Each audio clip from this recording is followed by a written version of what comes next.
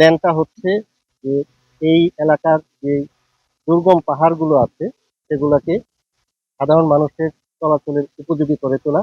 অতি দ্রুততার সাথে আমরা এটা করবো ইনশাল্লাহ। আনুমানিক 10 কিলোমিটার রাস্তা নির্মাণের পরিকল্পনা রয়েছে।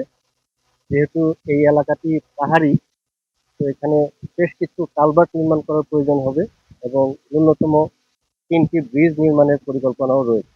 এছাড়াও এখানকার ল্যান্ডস্লাইড এবং অন্যান্য বিষয়গুলোকে বিবেচনায় নিয়ে এসে আমরা পর্যাপ্ত ড্রেনেজ সিস্টেম এবং রিটেনিং স্ট্রাকচারও এই রাস্তার সাথে সংযোজন করা হবে।